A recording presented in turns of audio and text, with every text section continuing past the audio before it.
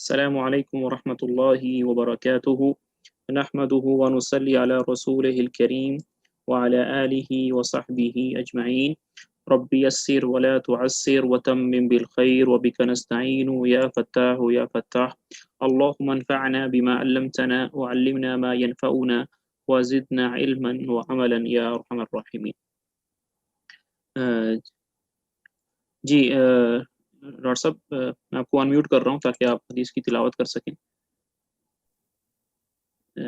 جی جی doctor صاحب شروع کریں. جی بسم اللہ شروع کریں. بسم اللہ الرحمن الرحیم. عن عمر رضی اللہ عنہ ایضا قال بینما نحن جلوس عند رسول اللہ صلی اللہ علیہ وسلم ذات یوم اذ طلع علینا رجل سبحان اللہ اطلع علینا رجل شدید بیاض الثياب شدید سواد الشعر لا يرى عليه أثر السفر ولا يعرفه منا أحد حتى جلس إلى النبي صلى الله عليه وسلم فأسند ركبتيه إلى ركبتيه ووضع كفيه على فخذيه وقال يا محمد صلى الله عليه وسلم أخبرني عن الإسلام. وقال رسول الله صلى الله عليه وسلم الاسلام ان تشهد ان لا الہ الا اللہ وان محمد رسول اللہ وتقیم الصلاة وتؤتی الزکاة وتصوم رمضان وتحج البیت ان استطعت الیہ سبیلا. قال صدقت. فعجبنا له يسأله ويصدقه. قال فأخبرني عن الإيمان. قال أن تؤمن بالله وملائكته وكتبه ورسله واليوم الآخر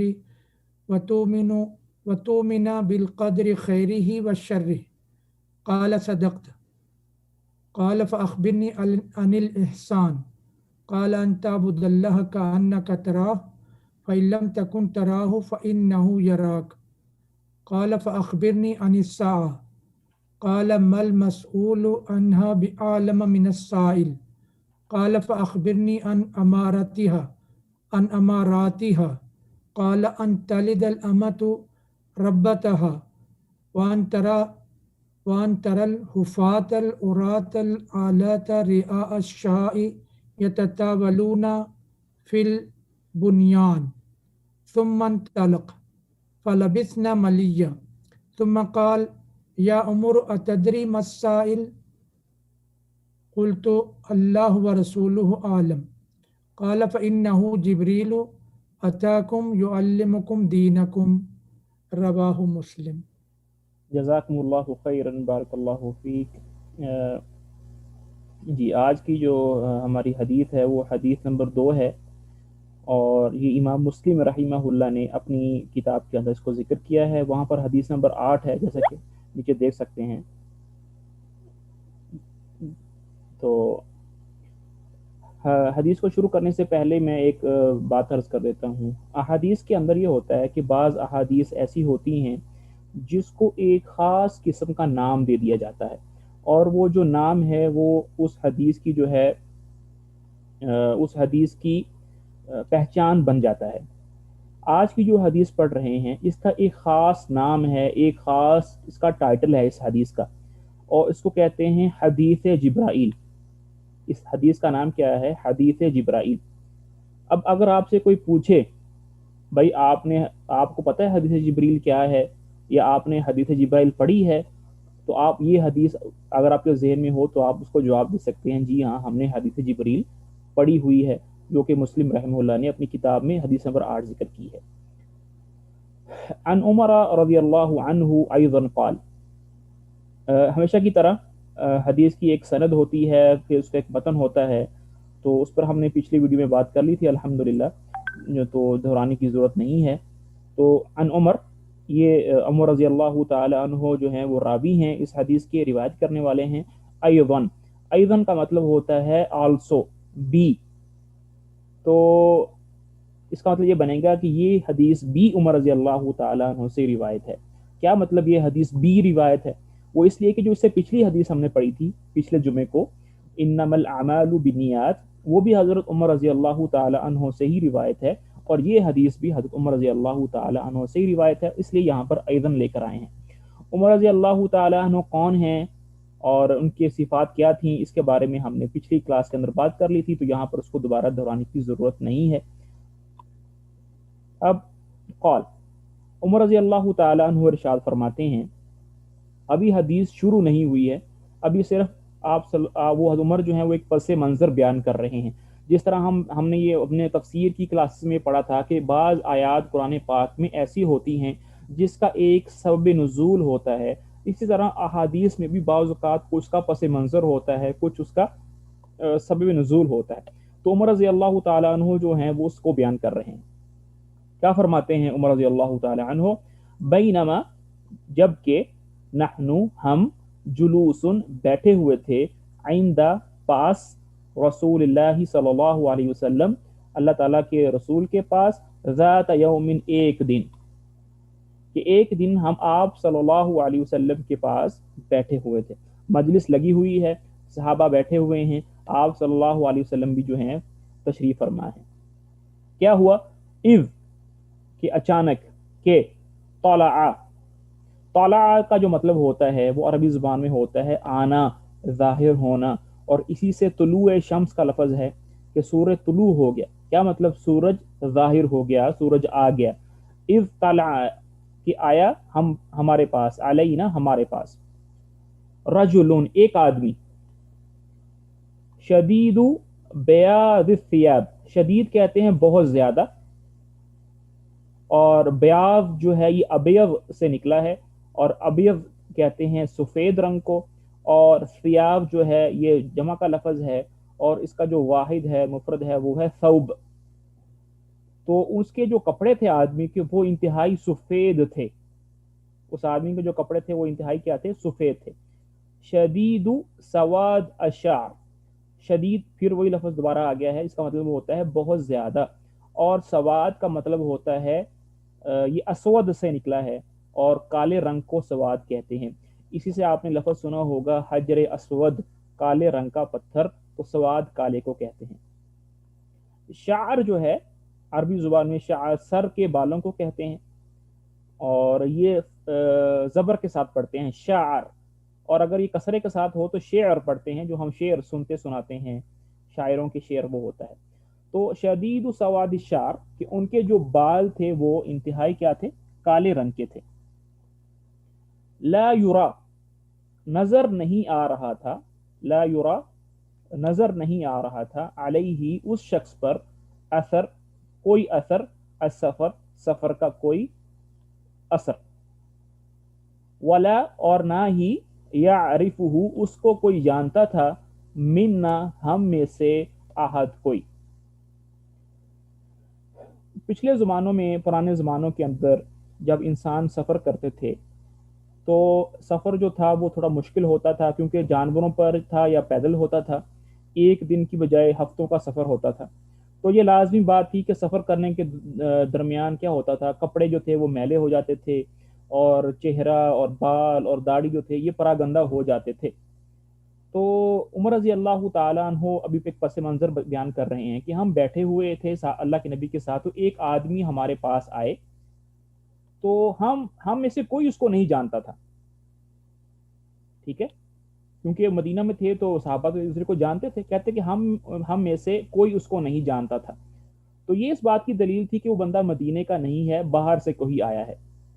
اب ظاہری بات ہے جب وہ باہر سے آیا ہوگا تو سفر کر کے آیا ہوگا، لیکن سفر کا بھی کوئی اثر نام و نشان نہیں ہے، اس کے لباس پر، اس کے چہرے پر، اس کے بالوں پر، ہر چیز صاف ستھری ہے.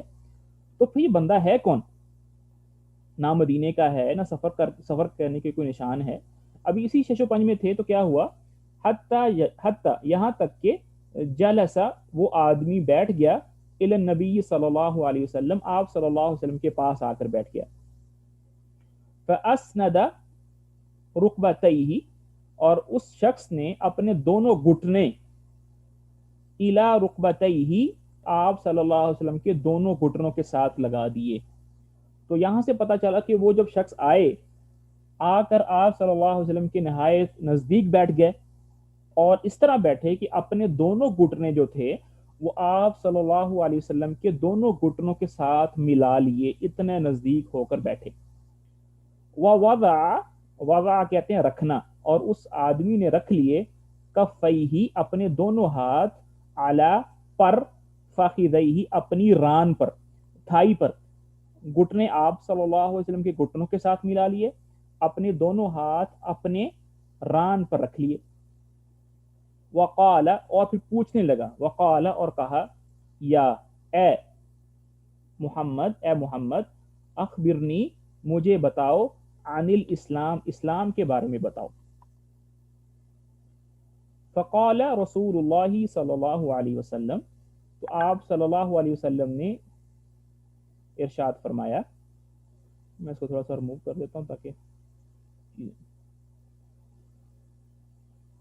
جی، تو آپ صلی اللہ علیہ وسلم نے ارشاد فرمایا،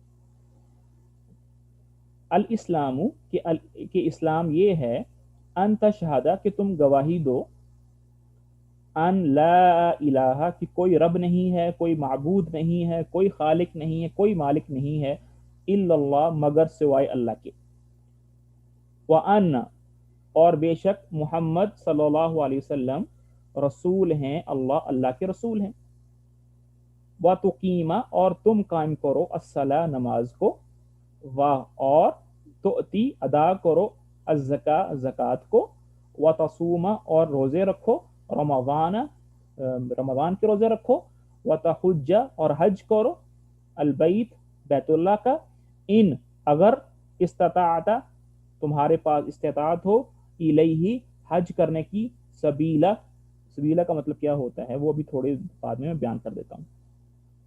تو آپ صلی اللہ علیہ وسلم نے اسلام کی یہ ڈیفینیشن بیان کی کہ اسلام کسے کہتے ہیں۔ اب تھوڑی سی تفصیل جو ہے نا وہ میں اس کی عرض کر دیتا ہوں۔ پہلی بات آپ صلی اللہ علیہ وسلم نے یہ بیان کی کہ اسلام کیا ہے، کہ آپ گواہی دو کہ اللہ تعالیٰ جو ہیں صرف وہی رب ہیں، وہی معبود ہیں۔ اب اس کے بعد اس کے اندر تھوڑی سی تفصیل ہے، وہ تفصیل جو ہے وہ میں آگے جا کے بیان کروں گا، کیونکہ یہی جملہ جو ہے وہ آگے پھر رپیٹ ہوگا تو وہاں اس کی بات ہو جائے گی۔ وَأَنَّ مُحَمَّدٌ رَّسُولُ اللَّهِ اور تم اس کی گواہی دو کہ اللہ تعالیٰ محمد جو ہیں وہ اللہ کے رسول ہیں۔ اب اس کے اندر 7 یا 8 نقطے ایسے ہیں وہ شامل ہیں گواہی دینے کے اندر اگر ہم ایک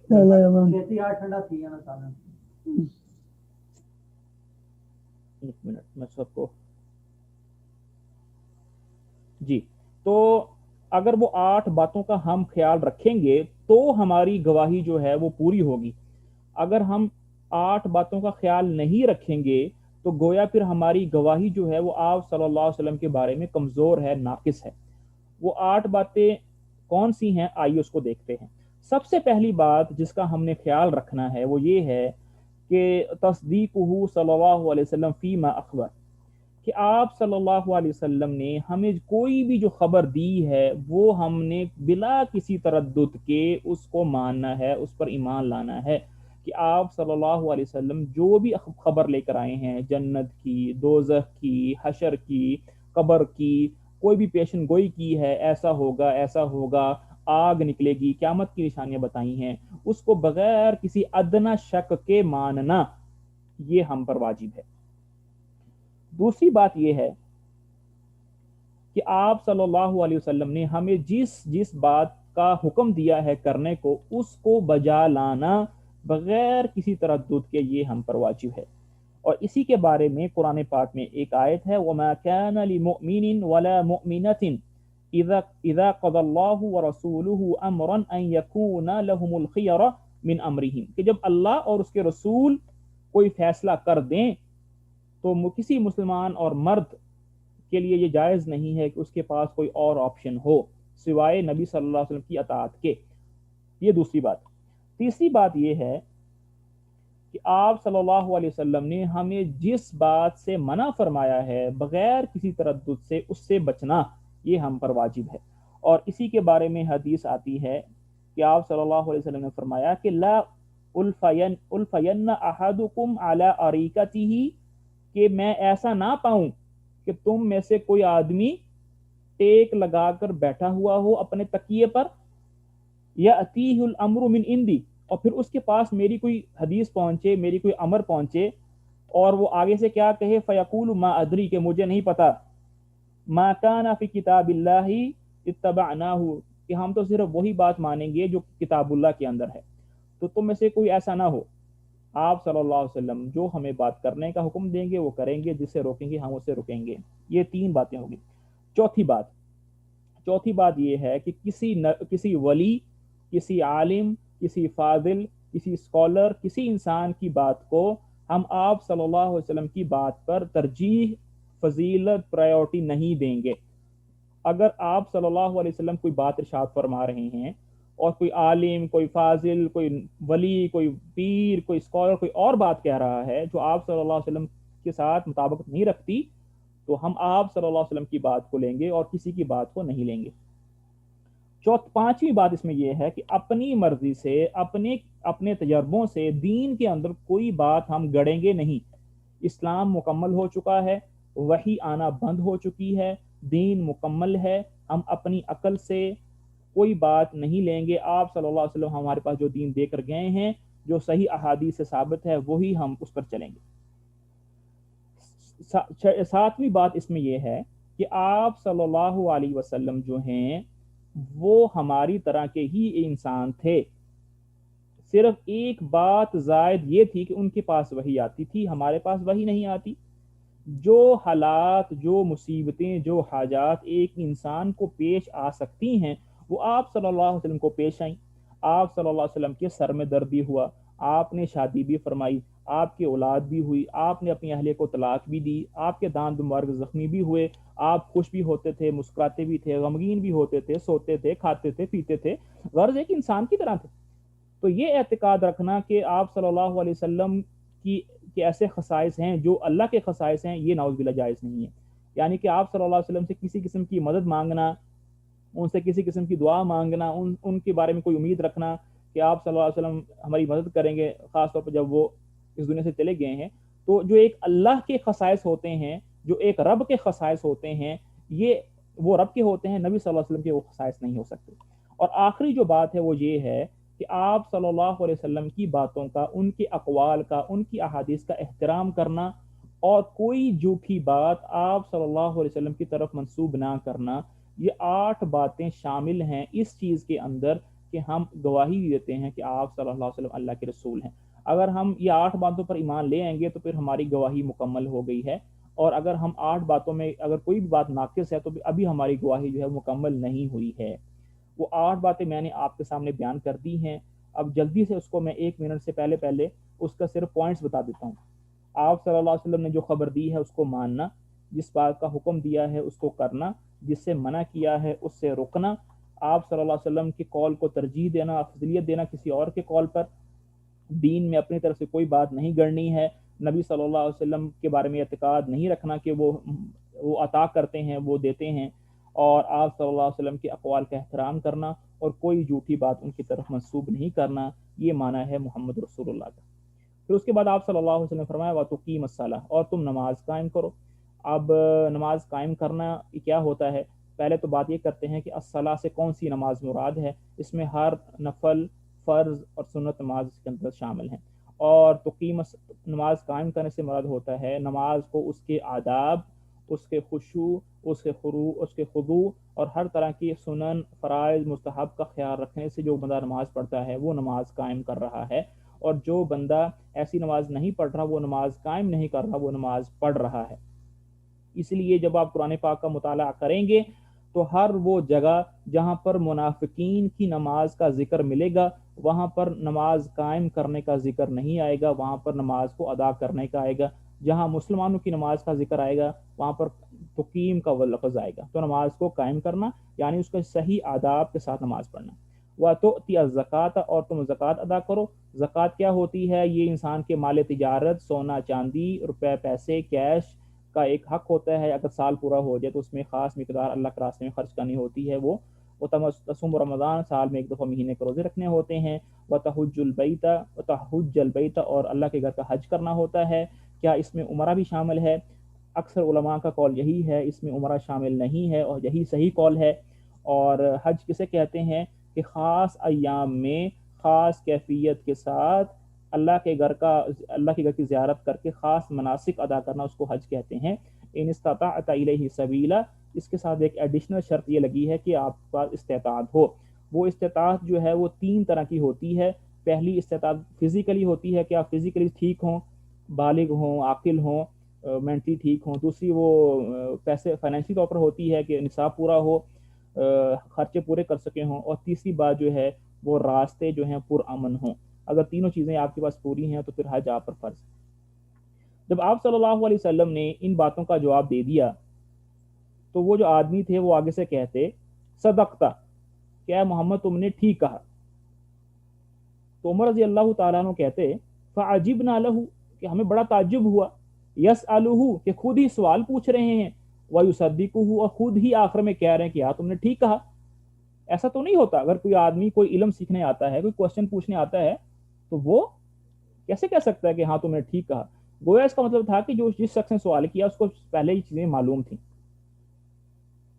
یہ سوال کرنے کے بعد انہوں نے ایک اور سوال کیا، قال فاخبرنی عن الایمان، اخبرنی تو بتائیے، عن الایمان، ایمان کے بارے میں بتلائیے۔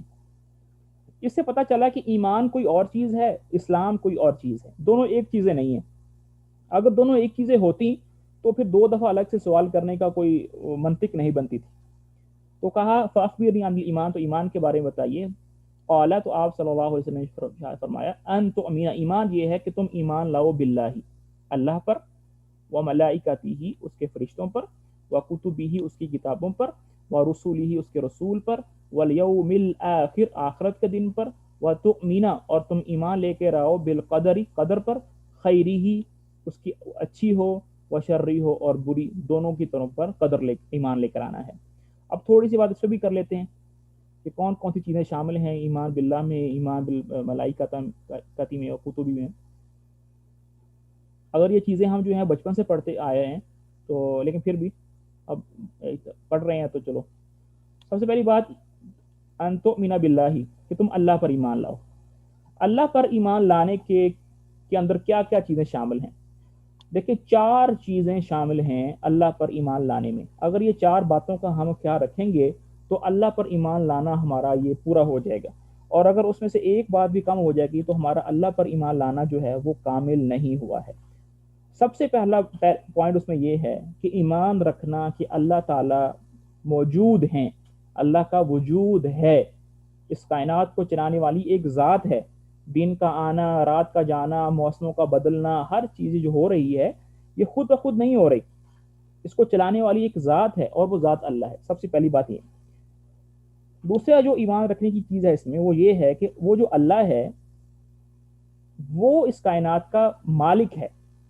الا لہ الخلق والامر، کہ اللہ نے پہلے اس کائنات کو بنا دیا، بنا کے چھوڑ نہیں دیا، لہ الامر، اس کائنات پر کنٹرول بھی ہے اس کا۔ تو رزق دینا، تدبیر کرنا، زندگی موت دینا، یہ اللہ تعالیٰ کے اوصاف میں سے ہے۔ تیسری بات جو اس پہ ایمان رکھنا ہے وہ یہ ہے کہ عبادت جو ہے وہ صرف اللہ کے لیے ہے، نہ کسی ولی کے لیے ہے، نہ کسی نبی کے لیے ہے، نہ کسی قبر کے لیے ہے، نہ کسی آگ کے لیے ہے، نہ کسی بت کے لیے ہے، نہ کسی درخت کے لیے ہے۔ اگر عبادت کسی کی ہے تو وہ صرف اللہ تعالیٰ کی ہے۔ چوتھی اور آخری بات جس میں یقینی ہے وہ یہ ہے کہ اللہ تعالیٰ کی جو صفات ہیں وہ حقیقی صفات ہیں، وہ اعلیٰ درجے کی صفات ہیں، کامل صفات ہیں۔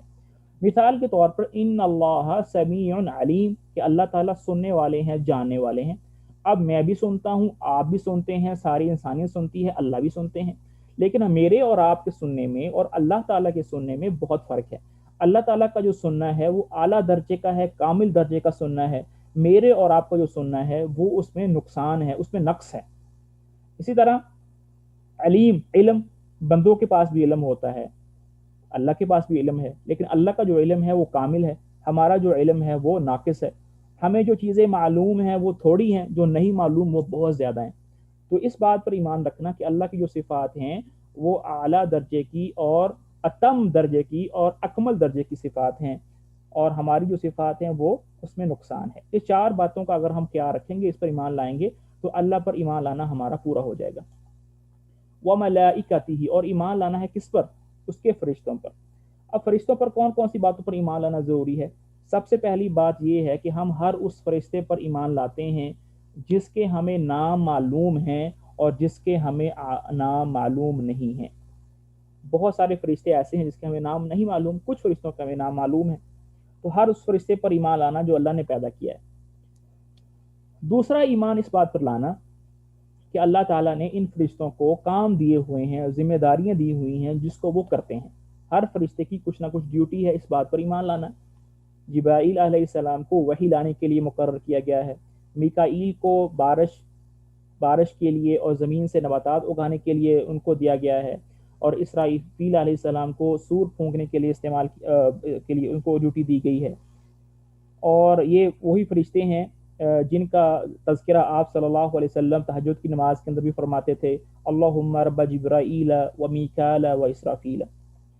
اور پھر کچھ فرشتے ایسے ہیں جن کے ہمیں نام نہیں پتہ، تو مثلا موت کا اس کا جو حفاظت کرتے ہیں انسان کے وہ فرشتے ہیں، اس کے بعد پھر جو روح قبض کرتے ہیں وہ فرشتے ہیں، اور جو قبر کے اندر جو سوال پوچھیں گے وہ فرشتے ہیں، نامہ اعمال کرام کاتبین وہ فرشتے ہیں۔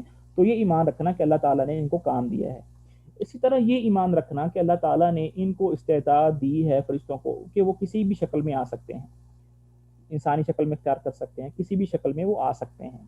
پھر اس کے بعد یہ ایمان رکھنا کہ فرشتے جو ہیں وہ مسلمانوں سے محبت کرتے ہیں، ان کے لیے استغفار کرتے ہیں، ان کے لیے رحمت کی دعا کرتے ہیں، ان کی دعاؤں پر آمین کہتے ہیں، اور کفار سے بغض رکھتے ہیں، ان سے نفرت کرتے ہیں۔ اس کے بعد ہے وہ کتبہ، اور اللہ تعالیٰ کی جو کتابیں ہیں اس پر ایمان رکھنا۔ اب اس کے اندر بھی کچھ تفصیل ہے کہ وہ اگر وہ چیزیں ہم پوری کریں گے تو پھر ہمارا ایمان مکمل ہوگا۔ اس میں کیا ہے کہ وہ کتابیں جو اللہ تعالیٰ کی آسمان سے نازل کی ہیں، ہم ایمان لاتے ہیں کہ وہ اللہ تعالیٰ کی طرف سے ہیں، اور کچھ کے ہمیں جو نام معلوم بھی ہیں، جیسے قرآن ہے، تورات ہے، انجیل ہے، زبور ہے، صحف ابراہیم ہے، صحف موسیٰ ہے۔ یہ ساری کی ساری کتابیں جو تھیں وہ اللہ کی طرف سے تھیں، جو تحریف ہونے سے پہلے تھیں۔ دوسری بات یہ ہے کہ جو بھی کچھ اس میں لکھا تھا کتابوں کے اندر، ہم اس پر ایمان لاتے ہیں کہ وہ اللہ تعالیٰ کی طرف سے ہیں، تحریف سے پہلے تحریف کی جو بات ہیں وہ ہم پہ نہیں ہیں۔ پھر ہاں کیا اس میں یہ بات بھی آتی ہے کہ جو پچھلی جو شریعتیں ہیں، کیا اس پر عمل کرنا، ان کی جو کتابوں میں جو تعلیمات آئی ہیں، کیا ان تعلیمات پہ ہم عمل کر سکتے ہیں؟ تو اس کے بارے میں ایک پورا منہج ہے۔ وہ منہج یہ ہے کہ اگر پچھلی کتابوں کے اندر جو واقعات آئے ہیں، اگر قرآن اس کی تصدیق کر دے تو ہم ان پر عمل کر سکتے ہیں۔ مثال کے طور پر پرانی کتابیں کہتی ہیں کہ فرعون جو تھا وہ غرق ہوا تھا، قرآن نے اس کی آ کر تصدیق کر دی کہ جی ہاں فرعون جو تھا وہ غرق ہوا، تو اب اس پر ہم عمل کر سکتے ہیں۔ اس طرح کی باتوں پر اگر پچھلی کتابوں کی قرآن تکذیب کر دے تو پھر اس پر عمل کرنا ضروری نہیں ہے، جائز نہیں ہے۔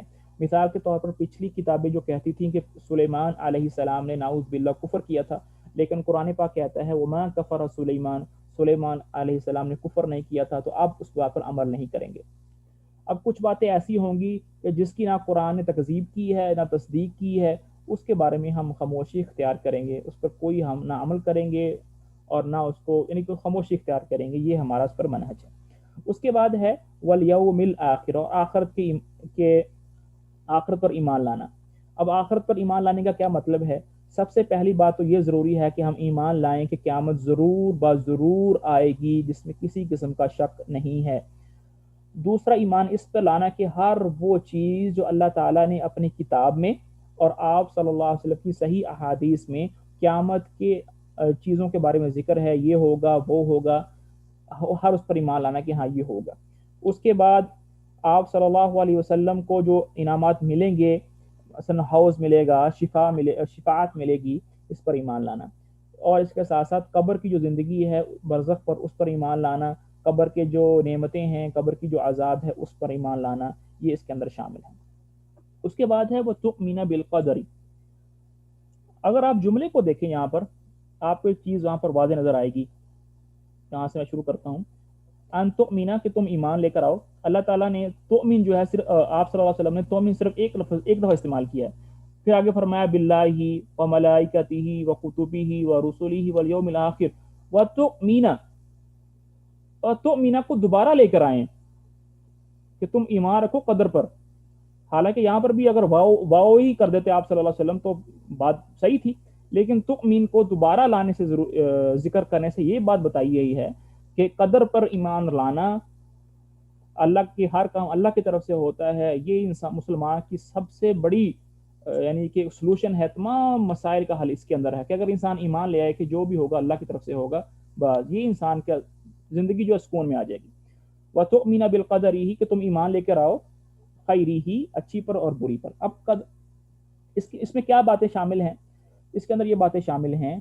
پہلی بات تو یہ ہے کہ ہم ایمان لے کر آئیں کہ اللہ تعالیٰ کائنات کی ہر چیز کو ڈیٹیل کے ساتھ جانتے ہیں. کوئی چیز بھی ذرے کے برابر بھی کوئی چیز نہیں ہے جو اللہ کے علم سے باہر ہے. اللہ تعالیٰ نے ہر چیز کا احاطہ کیا ہوا ہے. واللہ بکل شیء علیم، اللہ تعالیٰ ہر چیز کو جانتے ہیں. لا یضل ربی ولا ینسا، کہ میرا رب نہ بھولتا ہے نہ گمراہ ہوتا ہے. ٹھیک ہے، یہ اس بات پر ایمان لانا. دوسرا اس میں یہ مان لانا ہے کہ اللہ تعالیٰ نے ہر چیز کی جو مقدار ہے، تقدیر ہے، جو قسمت ہے، وہ لوح محفوظ میں لکھ دیا ہے. وَكُلَّ شَيْءٍ أَحْصَيْنَاهُ فِي إِمَامٍ مُبِينٍ وَلَقَدْ كَتَبْنَا فِي الزَّبُورِ مِن بَعْدِ الذِّكْرِ، کہ ساری باتیں جو ہیں لکھی ہوں گی. وہاں پر اس میں حدیث میں یہ آتا ہے کہ آپ صلی اللہ علیہ وسلم نے سب سے پہلے جو چیز تخلیق کی تھی وہ کیا چیز تخلیق کی تھی؟ وہ قلم تخلیق کیا تھا. جب اللہ تعالیٰ نے قلم کو تخلیق کر دیا، کیا فرمایا؟ اکتب، کہ اے قلم لکھو. قال ربی، قلم نے کہا اے میرے رب. وماذا اکتب، میں کیا لکھوں؟ قال، اللہ تعالیٰ نے فرمایا اکتب، لکھو. ما ہوا کائن، جو کچھ ہونے والا ہے. فجرا، تو قلم چل پڑا. بما ہوا کائن الی یوم القیامہ، جو قیامت تک ہوگا سب کچھ لکھ دیا. تو اس بات پر ایمان لانا. تیسری بات جو یہ ہے وہ اس بات پر ایمان لانا کہ جو کچھ کائنات کے اندر ہو رہا ہے وہ اللہ کے ارادے سے ہو رہا ہے. کوئی چیز بھی اللہ کے ارادے سے باہر نہیں نکلی ہوئی ہے. اسی لیے یہ کلمہ بولنا ما شاء اللہ کان ومن لم یشاء لم یکن، جو اللہ چاہتے ہیں وہ ہوتا ہے، وما لم یشاء، جو اللہ نہیں چاہتے وہ نہیں ہوتی. تو ہر چیز اللہ تعالیٰ کی مشیت سے ہے. اب یہاں پر ایک بات آپ کے ذہن میں یہ آ سکتی ہے، اب کائنات کے اندر اچھے کام بھی ہو رہے ہیں، برے کام بھی ہو رہے ہیں، زلزلے بھی آ رہے ہیں، سیلاب بھی آ رہے ہیں، کرونا وائرس بھی ہے، جی موت بھی ہو رہی ہے. تو یہ کام بھی اللہ تعالیٰ کی طرف سے ہو رہے ہیں. جی ہاں، ہر اچھا ہر برا کام جو ہے وہ اللہ تعالیٰ کے ارادے سے ہوتا ہے. لیکن ایک مسلمان کا طرز عمل یہ ہونا چاہیے کہ وہ اچھے کاموں کی نسبت اللہ تعالیٰ کی طرف کرتا ہے اور برے کاموں کی نسبت جو ہے وہ اپنی طرف کرتا ہے. ہوتے اللہ تعالیٰ کی طرف سے ہی ہیں، لیکن نسبت جو ہے وہ اللہ تعالیٰ کی طرف نہیں کرتے، ادباً و احتراماً. اس کی ایک بہت عمدہ مثال قرآن پاک میں ہے. ابراہیم علیہ السلام ارشاد فرمانے کے فرماتے ہیں قرآن پاک میں کہ اللہ تعالیٰ مجھے کیا کرتے ہیں؟ وَهُوَ يَهْدِينِ، وہ مجھے ہدایت دیتا ہے، وہی مجھے پیدا کرتا ہے، وہی مجھے مارتا ہے، وہی مجھے کھانا کھلاتا ہے. تو اللہ تعالیٰ تو ہر کام کی نسبت کیا کر رہے ہیں؟ اللہ تعالیٰ کی طرف کر رہے ہیں. وہی کھانا کھلاتا ہے، وہی زندگی دیتا ہے، وہی پانی پلاتا ہے. آخری لائن میں کیا فرمایا؟ وَإِذَا مَرِضْتُ، اور جب میں بیمار ہو جاتا ہوں. یہ نہیں کہا کہ جب اللہ مجھے بیمار کر دیتے ہیں. اب بیمار تو اللہ کے ارادے سے ہی ہوئے ہیں، لیکن ابراہیم علیہ السلام نے اپنے یعنی ادب کے دائرے میں رہ کر، احترام کے رہنے میں یہ کہا کہ وَإِذَا مَرِضْتُ، جب میں بیمار ہو جاتا ہوں، فَهُوَ يَشْفِينِ، تو وہ مجھے شفا دیتا ہے. تو مرض کی جو نسبت ہے وہ ابراہیم علیہ السلام نے اپنی طرف کر دی. یہ نہیں کہا کہ وَإِذَا أَمْرَضَنِي، اور جب اللہ مجھے بیمار کر دیتے ہیں. نہیں، یہ فرمایا فَإِذَا مَرِضْتُ، جب میں بیمار ہو جاتا ہوں، فَهُوَ يَشْفِينِ، تو مجھے ہدایت دیتا ہے اور شفا دیتا ہے. تو یہ جو ہے قدر پر ایمان رکھنا، یہ باتیں ساری اس کے اندر شامل ہیں. جب آپ صلی اللہ علیہ وسلم نے اس بات کا جواب دے دیا تو پھر اس نے کہا، اس شخص نے کہا صدقتا، کہ آپ نے ٹھیک کہا. یہ دو سوال کر دیے. اب تیسرا سوال انہوں نے کیا کیا؟ قال فاخبرنی عن الاحسان، کہ آپ اے محمد احسان کے بارے میں بتائیے کہ احسان کسے کہتے ہیں. احسان جو ہے یہ عربی زبان کے لفظ حسن سے نکلا ہے، اور احسان کا مطلب ہوتا ہے اچھا کرنا. کسی بھی کام کو اگر آپ عمدہ طریقے سے کرتے ہیں، اس کو اچھے طریقے سے انجام دیتے ہیں، تو اس کو احسان بولتے ہیں. لیکن جب احسان کا لفظ دین کے ساتھ آتا ہے تو اس کا مطلب کچھ بدل جاتا ہے. تو اس آدمی نے پوچھا کہ اے محمد، احسان کے بارے میں بتائیے. قال، تو آپ صلی اللہ علیہ وسلم نے ارشاد فرمایا، ان، احسان یہ ہے کہ ان تعبد، کہ تم عبادت کرو اللہ کی، کأنک، گویا کہ تم تراہ، اللہ کو دیکھ رہے ہو. فإن لم تکن تراہ، اور اگر تم اللہ کو نہیں دیکھ رہے ہو، فإنہ یراک، پھر اللہ تمہیں دیکھ رہے ہیں. یعنی عبادت کے دو درجے اور دو کیفیتیں اس میں بیان کر دی ہیں. سب سے افضل کیفیت انسان کی عبادت کرتے وقت یہ ہونی چاہیے کہ میں اللہ کو دیکھ رہا ہوں، اللہ میرے سامنے ہے، میں اللہ کو دیکھ رہا ہوں. اگر یہ کیفیت نہیں بن پاتی تو دوسری کیفیت تو لازمی بننی چاہیے، وہ یہ ہے کہ اللہ مجھے دیکھ رہے ہیں. تو یہ احسان ہے. تو اگر آپ ان کیفیتوں کے ساتھ عبادت کریں گے تو آپ احسان کے اندر، احسان آپ نے کر دیا ہے. اچھا، پھر آگے کیا کیا؟ قال فاخبرنی عن الساعہ، کہ اے نبی جی، کہ اے محمد مجھے ساعہ کے بارے میں بتائیے. اب ساعہ جو ہے وہ عربی کے اندر قیامت کو کہتے ہیں، کہ قیامت کے بارے میں بتائیے. تو آپ صلی اللہ علیہ وسلم نے ارشاد فرمایا، قال مل مسئول عنہا بعالم من السائل. یہ بڑا ہی ادبی ایک جملہ ہے، اور اس کا ترجمہ جو ہے اگر میں کروں گا تو ہو سکتا ہے آپ کو تھوڑا مشکل پیش آ جائے، لیکن میں اس کو آسان طریقے سے بتا دیتا ہوں. کہ جب اس شخص نے آپ صلی اللہ علیہ وسلم سے پوچھا کہ اے محمد قیامت کب آئے گی، تو آپ صلی اللہ علیہ وسلم نے سمپلی یہ جواب دیا کہ بھائی قیامت کے بارے میں مجھے اتنا ہی معلوم ہے جتنا تمہیں معلوم ہے. اب تمہیں نہیں معلوم تو مجھے بھی نہیں معلوم، کیونکہ قیامت کا جو وقت ہے یہ علم الغیب میں سے ہے، اور آپ صلی اللہ علیہ وسلم علم الغیب نہیں جانتے، تو قیامت کا وقت بھی نہیں جانتے. پھر آگے انہوں نے ایک اور سوال کیا، قال فاخبرنی، تو مجھے بتائیے، عن اماراتها، اس کی نشانیاں ہی بتا دیجیے. اگر آپ کو قیامت کے صحیح وقت کا نہیں پتہ کب آئے گی تو اس کی نشانیاں بتا دیجیے کہ بھئی جب یہ نشانیاں پوری ہوں گی تو سمجھ جاؤ قیامت کیا ہے، قریب ہے. تو آپ صلی اللہ علیہ وسلم نے دو نشانیاں ارشاد فرمائی. پہلی نشانی یہ فرمائی کہ ان، کے تلیدہ، پیدا کرے گی، الامتو، باندی، ربتہا، اپنی مالکن کو. پہلی نشانی یہ ہے کہ باندی جو ہے وہ اپنی مالکن کو پیدا کرے گی. اب اس کے اندر محدثین رحمہ اللہ نے بڑی تفصیل بیان کی ہے، لیکن اس کا خلاصہ یہ ہے کہ باندی اپنے مالکن کو کیسے پیدا کر سکتی ہے. یہ فزیکلی تو پاسبل نہیں ہے، لیکن اس میں مجازی طور پر ہو سکتا ہے کہ گویا باندی کا حکم چلے گا، مالکن کا حکم نہیں چلے گا. بچے اپنے والدین کے ساتھ ایسا کریں گے جیسے بچے جو ہیں وہ والدین ہیں، والدین وہ بچے بن جائیں گے، یعنی حکم عدولی ہوگی. یہ اس سے مراد ہے کہ جو کام ہو جائے گا یعنی کہ اپوزٹ ہو جائے گا. کس طرح وہ اگلی بات میں آ جائے گی. دوسری نشانی کیا بتائی؟ وہ انترا، اور تم دیکھو گے، الحفات، حفات کہتے ہیں ننگے پیر والے، العورات، ننگے بدن، العالی، غریب لوگ، رعاء الشاء، بکریاں چرانے والے، کہ تم دیکھو گے ننگے بدن، ننگے پیر، غریب، بکریاں چرانے والے، یتطاولون، کہ وہ ایک دوسرے سے آگے بڑھ رہے ہیں، فی البنیان، تعمیرات میں. پہلے وہ غریب لوگ تھے، پہننے کے لیے کپڑا نہیں تھا، پاؤں میں کے جوتا نہیں تھا، غریب تھے، بکریاں چراتے تھے. لیکن ایک وقت ایسا آیا کہ وہ کمپٹیشن میں پڑ گئے کہ میری بلڈنگ زیادہ اونچی ہے، میرا گھر زیادہ اچھا ہے، میں نے 20 فلور کا بنایا تو میں 30 فلور کا بنایا ہے. تو غریب لوگ جو ہیں وہ کیا کریں گے؟ وہ فخر کریں گے. تو ان دو آیتوں سے پتہ چلا کہ قیامت کے قریب کیا ہوگا، حالات بڑی جلدی سے بدلیں گے.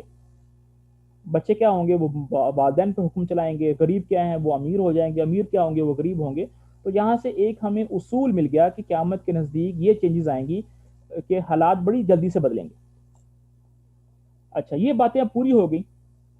ثم، پھر، انطلق کا مطلب کیا ہوتا ہے کہ وہ جو آدمی تھے وہ چلے گئے.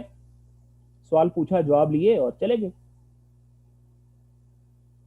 اب یہ جو بات ہے نا فلبثنا ملیا، یہ عمر رضی اللہ تعالیٰ عنہ ارشاد فرما رہے ہیں، تو کہا کہ جب وہ آدمی مجلس سے چلے گیا تو کچھ دیر ہم وہاں پر بیٹھے رہے، خاموشی اختیار کر لی، مجلس میں کوئی بات نہیں ہوئی.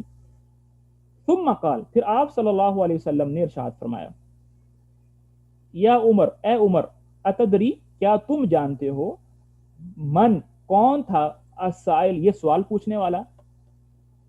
قلت، میں نے ارشاد فرمایا، اللہ، کہ اللہ، و رسولہ، کہ رسول، اعلم، اللہ اس کے رسول بہتر جانتے ہیں. قال، تو آپ صلی اللہ علیہ وسلم نے ارشاد فرمایا، فإنہ جبریل، یہ جو شخص آئے تھے یہ جبریل تھے، اتاکم، تمہارے پاس آئے تھے، یعلمکم، سکھانے کے لیے، تمہیں تمہارا دین، تمہیں تمہارا دین سکھانے کے لیے آئے تھے. یہ جبریل تھے. تو جبرائیل علیہ السلام جو تھے وہ ایک مسافر کی شکل میں، ایک انسانی شکل میں آئے تھے. یعلمکم، تمہیں دین سکھانے کے لیے آئے تھے. یہاں پر ایک بات ہے، اللہ و رسولہ اعلم، کہ اللہ اس کے رسول بہتر جانتے ہیں. کہ آج بھی ہم یہ کہہ سکتے ہیں کہ اللہ اس کے رسول بہتر جانتے ہیں؟ آپ صلی اللہ علیہ وسلم دنیا میں نہیں رہے، انتقال فرما گئے ہیں، تو کیا اب بھی کہنا یہ جائز ہے کہ اللہ اس کے رسول بہتر جانتے ہیں؟ تو اس میں آپ دو باتیں بڑے اچھے طریقے سے سمجھ لیں. اگر تو کوئی بات ہو رہی ہے دینی مسئلے پر، قرآن کی کسی آیت پر تفسیر میں بات ہو رہی، کوئی دینی مسائل میں بات کر رہی ہیں، تو اس میں ہم کہہ سکتے ہیں اللہ و رسولہ اعلم. لیکن اگر ہم کوئی دنیاوی بات کر رہے ہیں، کوئی یعنی کل کیا ہوگا، پرسوں کیا ہوگا، اس کے بعد اس طرح کی بھی بات کر رہے ہیں، کوئی دینی بات نہیں کر رہے، تو اس میں یہ کہنا کہ اللہ کے ساتھ رسول کو شامل کرنا یہ جائز نہیں ہے. اس میں یہ کہیں گے اللہ اعلم. اور اگر کوئی دینی بات ہے اس میں ہم کہہ سکتے ہیں اللہ و رسولہ اعلم، کیونکہ آپ صلی اللہ علیہ وسلم دین کے بارے میں مکمل کر گئے تھے، تو ان سے بہتر دین کوئی نہیں جان سکتا. لیکن دنیاوی امور جو کہ ابھی ہو رہے ہیں، تو آپ صلی اللہ علیہ وسلم دنیا سے پردہ فرما گئے ہیں، تو وہ ان کو نہیں جانتے. یہ تو تھی اس حدیث کی، ہم نے اب ترجمہ بھی دیکھ لیا اور اس کو سمجھ بھی لیا. میرے اور آپ کے لیے اس حدیث میں کیا سبق ہے؟ اب یہ حدیث جو امام مسلم رحمہ اللہ نے ذکر کی ہے، اچھا، سب سے پہلی جو بات اس میں ملتی ہے ہمیں، وہ یہ ملتی ہے کہ آپ صلی اللہ علیہ وسلم کا اپنے صحابہ کے ساتھ مل جل کر بیٹھنا، گل مل کر بیٹھنا، تواضع اختیار کرنا، یہ اس حدیث سے ہمیں سبق ملتا ہے. شروع میں جب دیکھا کہ صحابہ جو تھے وہ مجلس کے اندر بیٹھے ہوئے تھے، تو یہ آپ صلی اللہ علیہ وسلم کی تواضع تھی، معمول تھی کہ نبی ہونے کے باوجود بھی وہ کیا تھے کہ وہ صحابہ کے اندر گل مل کر بیٹھتے تھے. مجلس آپ صلی اللہ علیہ وسلم کی ایسی ہوتی تھی کہ باہر سے جب کوئی آدمی آتا تھا جس نے آپ صلی اللہ علیہ وسلم کو نہیں دیکھا ہوتا تھا، تو وہ دیکھ کر پہچان نہیں سکتا تھا کہ نبی کون سے ہیں اور غیر نبی کون سے ہیں. اس لیے ایک حدیث میں آتا ہے کہ ایک بدو باہر سے آیا اور آ کر کہنے لگا ایکم محمد، کہ تم میں سے محمد کون ہے؟ کیونکہ آپ صلی اللہ علیہ وسلم اسے ایسے گل کر بیٹھتے تھے کہ اپنے لیے کوئی الگ سے کوئی جگہ، کوئی کرسی، کوئی تخت، کوئی عرش نہیں بناتے تھے، ساتھ بیٹھتے تھے. تو اس سے پتہ چلا کہ اللہ تعالیٰ اگر کوئی منصب آپ کو دیتا ہے تو اس کی وجہ سے یعنی اس پر اتنا نہیں اترانا چاہیے، زمین پر ہی رہنا چاہیے. دوسرا ہمیں یہ ملتا ہے کہ ہم اپنے جو شیوخ ہیں، اپنے جو اساتذہ ہیں، اپنے جو علماء ہیں، ان کے ساتھ ہم بیٹھ سکتے ہیں، ان کے گل مل کر ان کے ساتھ بیٹھنا چاہیے. جس طرح صحابہ جو تھے آپ صلی اللہ علیہ وسلم کے ساتھ بیٹھے ہوئے ہیں، تو ہم علماء کے ساتھ ایسے گل مل کر بیٹھنا یہ بھی چاہیے. اس کے بعد ہمیں یہ ملتا ہے کہ فرشتے جو ہیں اللہ تعالیٰ نے ان کو یہ قدرت دی ہے، وہ کسی بھی شکل میں آ سکتے ہیں، جس طرح اس حدیث میں وہ ایک مسافر کی شکل میں تشریف لائے تھے. چوتھا جو اس میں ہمیں سبق ملتا ہے وہ یہ ہے کہ طالب علمی کے ادب، کہ کس طرح وہ آ کر کس طرح قریب ہو کر، دو زانوں ہو کر آپ صلی اللہ علیہ وسلم کے پاس بیٹھ گئے. ایک سوال کیا، اس کا جواب لے لیا، پھر دوسرا سوال کیا، اس کا جواب لے لیا، پھر تیسرا سوال کیا، اس کا جواب لے لیا. تو یہ طالب علمی کے آداب میں سے ہیں کہ اگر ہم طالب علم بننا چاہتے ہیں تو اپنے معلم کے، اپنے شیخ کے، اپنے استاد کے تو نہایت نزدیک ہو کر بیٹھیں اور ادب سے بیٹھیں. اور اگر آپ نے کوئی سوال کرنا ہے تو سوال بھی ادب سے کریں، اچھے الفاظ کا چناؤ کریں. ایک سے زائد سوال ہیں تو پہلے ایک سوال کا جواب لے لیں، پھر دوسرے کا لے لیں، پھر تیسرے کا لے لیں. پھر یہ بات ہے کہ انہوں نے اسلام کے بارے میں الگ پوچھا اور ایمان کے بارے میں الگ پوچھا، تو کیا کوئی فرق ہے؟ جی ہاں، اسلام جو ہے وہ اعمال ہیں جو میرے اور آپ کے اعضاء اور جوارح کرتے ہیں. شہادت ہے وہ زبان دیتی ہے، نماز ہے وہ جسم ادا کرتا ہے، زکوٰۃ مال سے ہوتی ہے، حج بھی مالی بدنی ہوتا ہے، زکوٰۃ بھی مالی ہوتی ہے، اور ایمان جو ہے جتنے بھی اعمال ہیں تؤمن باللہ وہ سارے اعتقادات ہیں، وہ قلبی اعمال ہیں، وہ دل کے اعمال ہیں. تو اس لیے اسلام اور ہے، ایمان اور ہے. اس کے بعد یہ چیز اس میں یہ ہے کہ اس حدیث کے اندر اسلام کے 3 درجے ہیں. پہلا درجہ جو ہے وہ اسلام ہے، اس سے اگلا درجہ جو ہے وہ ایمان ہے، اور اس سے سب سے اچھا درجہ، سب سے اعلیٰ درجہ جو ہے وہ احسان ہے. تو اسلام تو سب کے پاس، جو مسلمان ہوتا ہے، یعنی کہ ایک مسلم ہوتا ہے، پھر مومن ہوتا ہے، پھر محسن ہوتا ہے. تو سب سے پہلا درجہ کیا ہے؟ اسلام، کہ سب باتوں بدنی طریقے سے کر رہے ہیں. پھر ایمان ہے، اس کے بعد کیا آئے گا؟ اس کے بعد اعلیٰ درجہ جو ہے وہ احسان ہے. اللہ تعالیٰ جو ہے ہمیں ان درجات کو پورا کرنے کی توفیق دے. پھر اس میں ایک سبق ہمیں یہ ملتا ہے کہ اگر آپ کہیں پر استاد ہیں، کہیں پر آپ پڑھا رہے ہیں، سمجھا رہے ہیں، تو سب سے پہلے آپ کوشش کریں کہ آسان چیز کو بیان کریں، پھر اس سے مشکل، پھر اس سے مشکل، پھر اس سے مشکل، اور جو سب سے مشکل ہو اس کو آخر میں بیان کریں. جس طرح آپ صلی اللہ علیہ وسلم نے پہلے اسلام کو بیان کیا، وہ آسان چیز تھی. پھر ایمان کو بیان کیا، وہ تھوڑا سا اگلی بات تھی، اور سب سے آخر میں احسان کو بیان کیا، جو سب سے اعلیٰ کیفیت تھی. تو درجہ بندی کا خیال رکھنا چاہیے پڑھانے کے اندر. اچھا جی، تقریباً ساری باتیں اس میں تقریباً ہو گئی ہیں.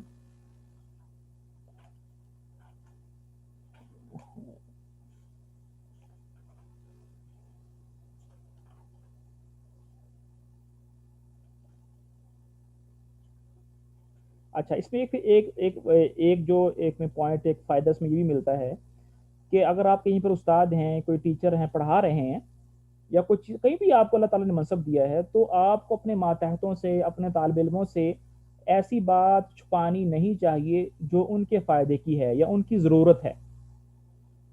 مثال کے طور پر دیکھیں، وہ جو آدمی تھے جبرائیل علیہ السلام، انہوں نے سوال پوچھے اور سوال پوچھ کر وہ چلے گئے. کسی صحابی نے، کسی آدمی نے آپ صلی اللہ علیہ وسلم سے نہیں پوچھا کہ یہ کون ہے، لیکن صحابہ کو بتانا کہ یہ کون تھے یہ صحابہ کی ضرورت تھی. اس لیے آپ صلی اللہ علیہ وسلم نے بغیر کسی کے پوچھے بیان کر دیا کہ یہ جبرائیل تھے، تمہیں تمہارا دین سکھانے کے لیے آئے تھے. تو چونکہ وہ صحابہ کی ضرورت تھی اس لیے خود سے بیان کر دیا. اس لیے اگر آپ بھی کہیں استاد ہیں، پروفیسر ہیں، معلم ہیں، تو آپ سمجھتے ہیں کہ یار یہ بات بتانا ضروری ہے طالب علموں کی، تو آپ بغیر پوچھے بتا دیا کریں. اور آخری جو بات اس میں یہ ہے، جیسے میں نے پچھلی کلاس کے اندر میں نے یہ ذکر کیا تھا کہ ہم جو احادیث پڑھیں گے وہ پورے کے پورے دین کا خلاصہ ہوں گی. اتنی جامع احادیث ہیں. تو یہ جو حدیث ہے یہ پورے کا پورا دین ہم نے پڑھ لیا. آج ہم نے کیا کر لیا ہے؟ پورے کا پورا دین پڑھ لیا ہے. اب آپ لوگ کہیں گے یار بھائی اس مار کو کیا ہو گیا، پورے کا پورا دین کیسے پڑھ لیا ایک ہی گھنٹے کے اندر؟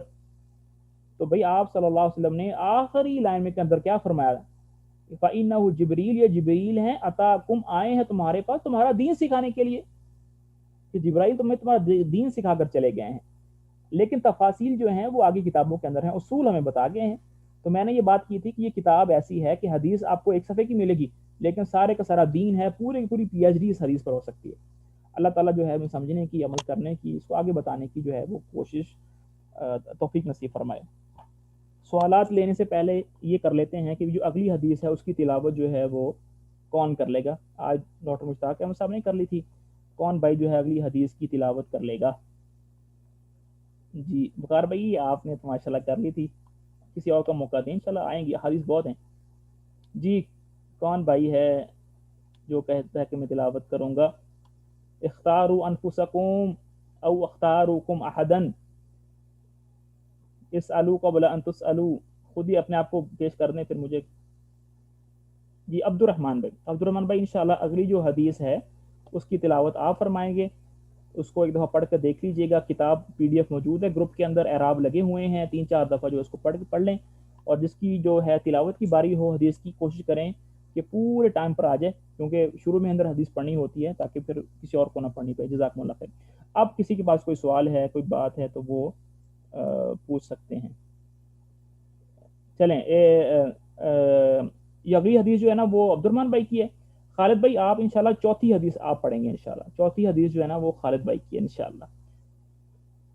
جی عبد الرحمن بھائی آپ پاس کوئی سوال ہے؟ عبد الرحمان بھائی سوال ہے؟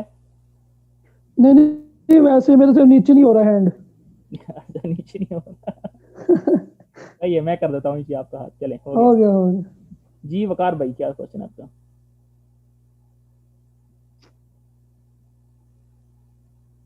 جی السلام علیکم. وعلیکم السلام ورحمۃ اللہ. جی وقار بھائی.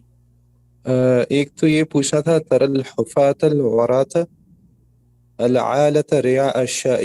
جی یہ حفاة تو ننگے پیر ہے نا, جی تو عراة عالة رعاء الشاء اس کا سمجھا دیں. جی العراء جو ہے یہ جمع کا لفظ ہے. عاری, عاری بدن یعنی کہ ننگے بدن.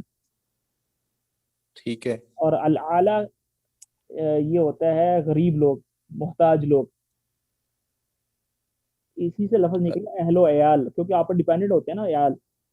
جی اور ریا جو ہے یہ راعی سے نکلا ہے. راعی الغنم کی جمع ہے ریا, چروانے والے. اور اشاء جو ہے یہ شات کی جمع ہے. اشاء بکریاں چرانے والے.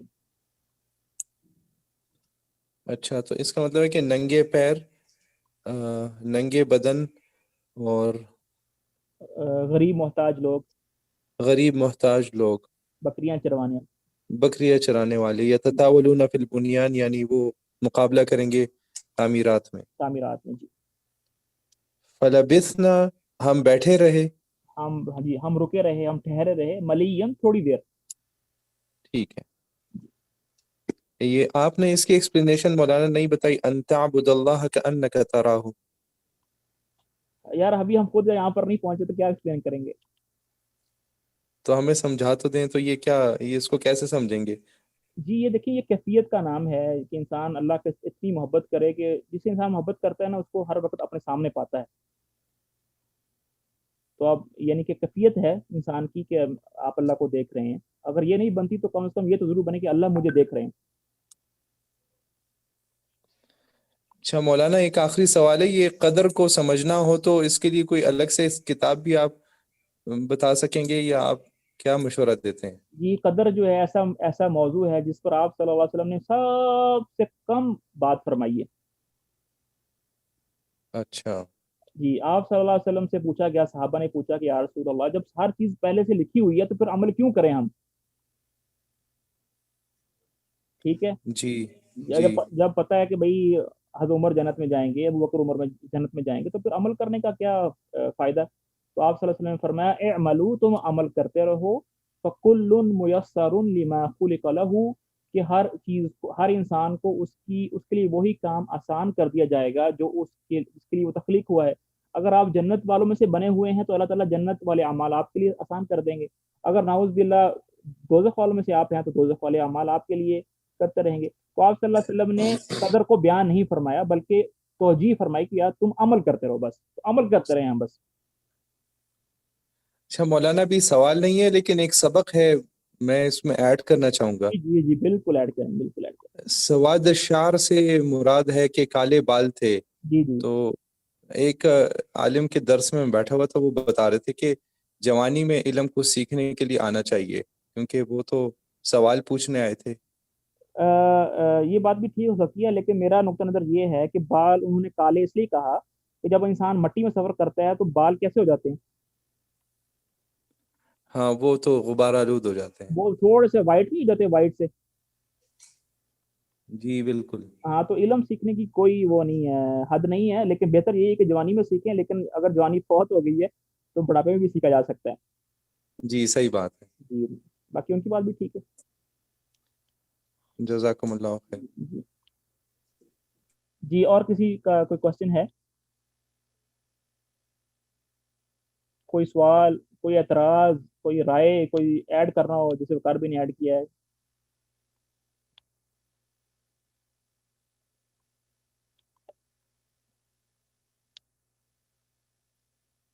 چلیں جی اگر کوئی سوال نہیں ہے تو جزاکم اللہ خیر, انشاءاللہ لیو کر سکتے ہیں. السلام علیکم ورحمۃ اللہ وبرکاتہ. افسر خان صاحب کا سوال ہے. جی افسر خان صاحب.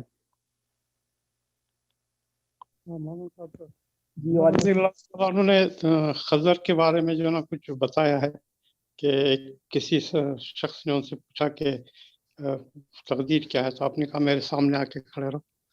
سامنے آ کے کھڑے رہے, ان کو کہا کہ ایک پیر اٹھا, انہوں نے ایک پیر اٹھایا, پھر کہا کہ جو نا دوسرا پیر اٹھاؤ، انہوں نے دوسرا پیر اٹھایا، پھر بعد میں جو نا کہا کہ اب دونوں پیر اٹھا کر کھڑے رہو، تو اس نے کہا کہ میں یہ نہیں کر سکتا، فرمایا کہ یہی خضر ہے، یہ صحیح ہے؟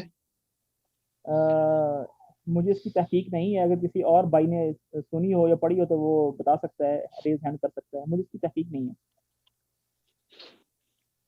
ٹھیک، ہم بتا سکتے ہیں ایسی چیزیں بیان میں؟ جی میں دیکھوں، مجھے ٹائم دیں ایک ہفتے کا، اگلی کلاس میں انشاءاللہ یہ ہم نے کسی بزرگ سے سنا ہے، اب مسجد میں بیان وغیرہ ہوتے جماعت میں جاتے ہیں نا۔ جی نہیں، میں اس کی نا تحقیق کر کے آپ کو بتا دوں گا، اگر کلاس میں کسی اور کو پتہ تو کائنڈلی بتا سکتے ہیں۔ ڈاکٹر مشتاق صاحب کو امیر چیزیں پتہ ہوتی المومنین ہیں کو اس طرح کی۔ پوچھا تھا، امیر المومنین کو پوچھا تھا انہوں نے، تو چلیں جی، میں ٹھیک اس ہے، کی تحقیق کرتا ہوں۔ اوکے، شکریہ۔ ٹھیک ہے جی، کسی کا کوئی کوشچن نہیں ہے تو جزاکم اللہ خیرا، لیو کر سکتے ہیں۔